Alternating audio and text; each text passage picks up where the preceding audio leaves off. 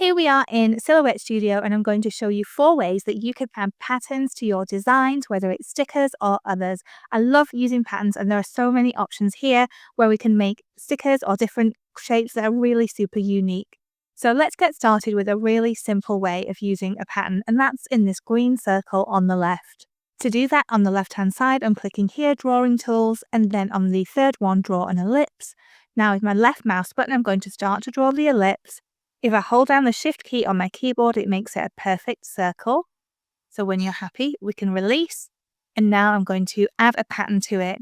So I've already clicked on it, but if you haven't already, click Open the Fill panel, and then the third tab, and that is where you've got your patterns already from Silhouette Studio, or any that you have uploaded into the library. I'm going to scroll down here and see where I've uploaded mine. And here are my patterns. I'm clicking here on the top one on the right, the green one there. Now, if you haven't already uploaded any patterns and you do have some to upload, what you can do is put them into your library by clicking Library. And then I've got a patterns folder here, and then create a different folder here for each of my different patterns. Let's find the one for this one. And then to upload your patterns, just go to File and then Open. You'll find where you save them on your computer or laptop, and then you can bring them in here. Or if you have Windows Explorer or similar, depending on the software that you're using, you can find them in there and then just drag and drop them into this folder. Let's go back to the design. And so what I can do here is leave this one as it is, or I can change it. So I can use this scale function here. And let me show you that with a different shape. So I've got the business edition. I'm going to use flexi shapes here and this heart. But of course, you can use any shape, and maybe you don't have business. So don't worry, just use a different one. So here's my heart. I've already got the fill panel and the patterns open, and this is the pattern I chose. But can you see here the scale of it is different? It's almost like it's zoomed in on this one or zoomed out here. Because this is a seamless pattern, in fact all of these are, I can do this and I can zoom out. So I'm going to change the scale to 50% instead. And can you see the difference there? We could even make it smaller, like 25%. Or if you want to, you could even scale it up. So let's try 150%. Now that could be good, but of course with some patterns, the more you scale them up or down, the less it looks like a pattern. But I think that one looks really nice. Let's change it back to 50 so it's the same as the one below. Fab. Okay, let's move on to this square. I'm going to start with a square, so I'm going to open the Drawing Tools button and then choose here, Draw a Rectangle. And if I hold down the Shift key again, I've got a perfect square. There it is. Okay, I'm pressing Escape, and then I'm going to click on it again, and this time I'm going with this circled pattern. Now you can see here with this one, I've actually created a frame. So I've cut out a square inside it, but you can also see with the pattern that I've really scaled it down. So I'm going to change the scale. Maybe let's try 25%. I think that was what I did before. But can you see some white lines? Let me zoom in.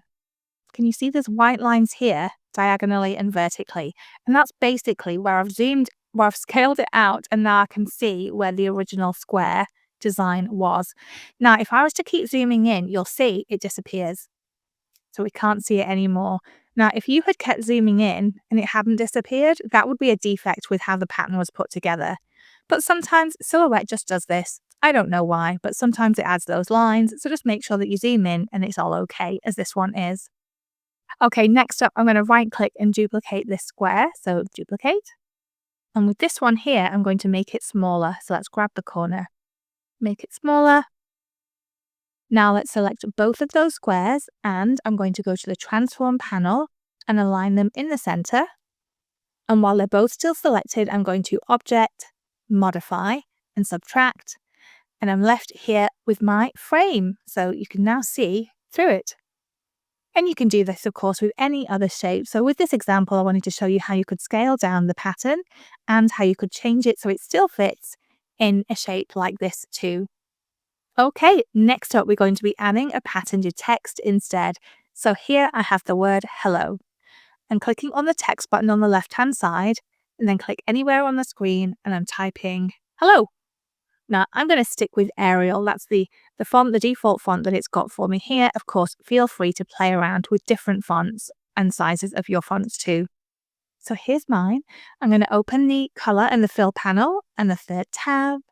And again, I'm going to scroll to my patterns here and choose one that I like. So which one will we go for? How about the yellow? That's really pretty. Again, of course, we can scale this up or down. So I could go to 150. I think you can go up to 500. 500, of course, is probably a bit big where we can't really see that it's a pattern anymore. Or I can go even lower to maybe 25. Again, you can see some of these white lines, but if I zoom in, zoom, they've disappeared. So I know that's okay. Let's do a different pattern. I like that yellow one though, but I think I'm going to go with green. Let's scale up so it looks a bit better. Maybe a bit bigger. 75. Oh, I like that one. And I'm quite happy with how that looks. Now, if you wanted to, we could ungroup these letters. So ungroup. And now each letter here could have a different pattern. And I think that would be a really fun effect too. Let's give that one a different one. And if you want to group the word back together, just select all of the letters, right click and group.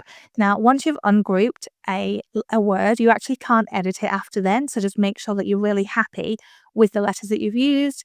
Don't have any typos. Make sure that you have definitely checked or anything like that before you ungroup them. One last thing I wanted to show you is the pan pattern function. So I'm scrolling back up here and we're going to be looking here at this love heart in the middle. So let's click on the heart here and I'll zoom in again. Because another feature we have here is called pan pattern, and this is where we can move the pattern around within the shape. So I've clicked on my heart. Now I'm choosing pan pattern, and can you see a little black circle there with a cross in the middle has appeared? I can click on this with my left mouse button and hold that left mouse button down. Now I can move this pattern around. Now you can see this is a seamless pattern, as I said before, so I'm not seeing any edges that I need to be worried about. I can literally move it around until I'm really happy with how it looks. I think that looks pretty good. Release and let go when you're happy and finished. And that is done too. And I love the pan pattern feature. You can also click on this again and we can rotate the actual pattern. So we're not rotating the shape. Instead, we're going to rotate the pattern within the shape. And that can be a really fun way to create really unique designs. So I hope you've loved learning how to use the pattern feature within Silhouette Studio, and I can't wait to see how you use it to create beautiful stickers or designs too. Now, if you want to make your own stickers and you want to have some more help and support so you can create a wealth of different stickers too, I would love for you to join us in Secret Sticker Society. So I'm going to pop a link below so you can check it out, because if you join right now, you will be able to get not only our fantastic sticker making library, but also brand new sticker templates every single month, a fantastically helpful support community. I teach how to make stickers in Cricut and Silhouette and Canva. Go to mimjenkinson.com/SSS or check out the link below, and I really hope you've enjoyed learning to make these stickers.